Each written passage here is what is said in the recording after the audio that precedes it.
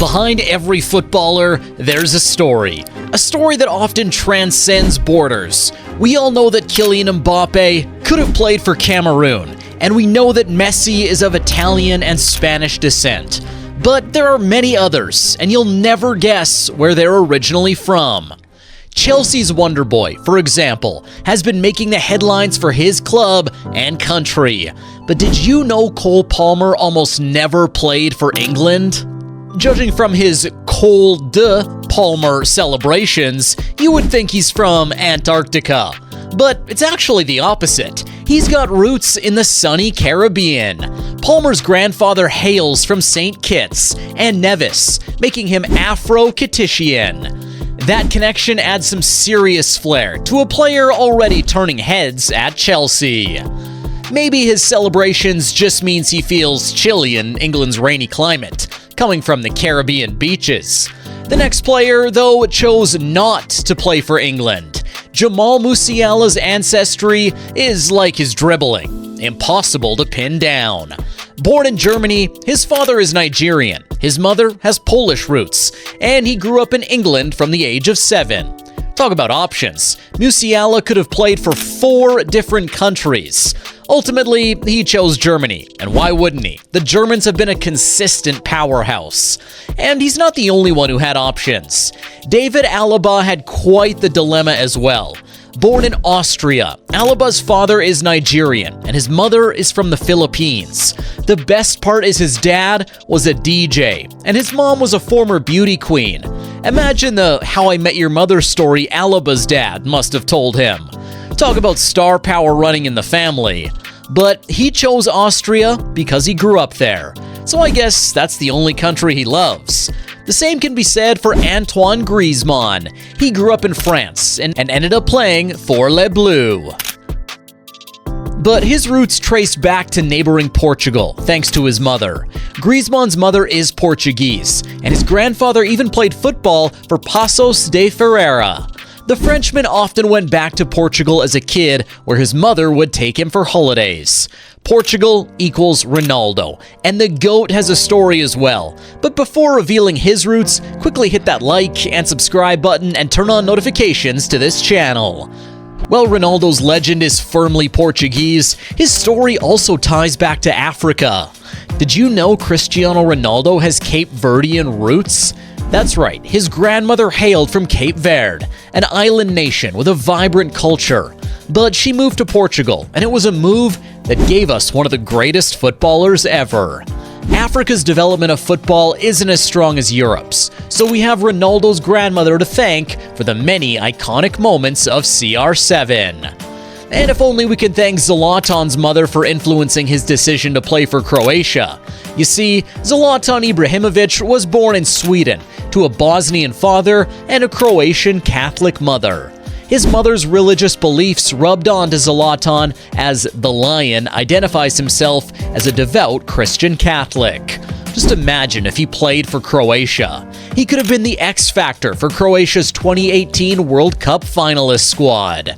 Him linking up with Luka Modric, unstoppable, right? But Zlatan chose Sweden, where he became a national icon. But a growing prospect will be looking to make a name for himself for Sweden these days. Viktor Gyökeres. Born in Sweden, the rising star has a Hungarian heritage through his grandfather. While details about his ancestry are a bit scarce, Gyökeres has been making headlines for his sharp instincts in front of goal. Some would say he's hungry in front of goal. Hungary's influence clearly runs deep, pun intended. But he's a Swedish striker, and if he's going to be as good as Zlatan, Gyökeres is going to be a force to be reckoned with. Japan has been the top-ranking Asian country for the longest time, and while David Silva's style screams Spanish, take the ball, pass the ball, his roots are more global. We've seen foreigners switching to be Japanese, and David Silva could have been one of them. David Silva's grandmother was Japanese, which makes his mother half Japanese. And if he had played for Japan, we would have seen 2 of the world's best attacking midfielders of their generation playing alongside each other. Silva, and the only Asian ever to be nominated for the Ballon d'Or, Hidetoshi Nakata. Speaking of Japan, back in September 2024, the Blue Samurai thrashed China 7-0 in a World Cup qualifier, resulting in the Chinese football team facing fan backlash. It was a humiliating defeat, and their defense was singled out. If only they had this guy in defense, because he could have played for China. Virgil van Dijk's grandmother was of Chinese descent, a fact reflected in his mother's name, Chin Fo Siu. The defender could have given some towering presence to the Chinese team, although his height probably came from his father. Dominating and powerful, the story of Liverpool's captain reminds us of football's far-reaching connections. Sticking with Liverpool, the local boy isn't as local as you think. Yeah, he grew up in Liverpool and went to Liverpool Academy, but Trent Alexander-Arnold's mother was born in the US. But he grew up as a Liverpool fan and hasn't looked back since. He would have been a United fan if his grandfather was Sir Alex Ferguson. Because Trent's grandmother once dated Sir Alex Ferguson, and imagine if those two got married, Trent might just be a United player. The next player's roots is the most surprising though, because Ross Barkley looks like an English player through and through. But that's far from the truth. Ross Barkley's father was Peter Efanga, a Nigerian. However, after a tough family situation, Ross adopted his mother's surname. He's had Barkley as his surname since he was 1, so I doubt he values his Nigerian heritage very much. But despite the name change and issues with his father, Barkley's Nigerian roots definitely help him with his football abilities.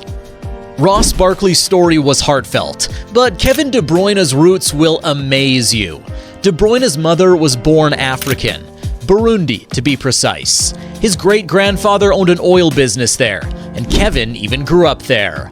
He probably chose Belgium because Burundi doesn't really have a football team. But imagine KDB being one of those players to carry the entire country. With his pinpoint passing and vision, he could have built up Burundi's national team all by himself. But he's a Belgian icon through and through. Speaking of icons, did you know Peter Schmeichel wasn't always Danish?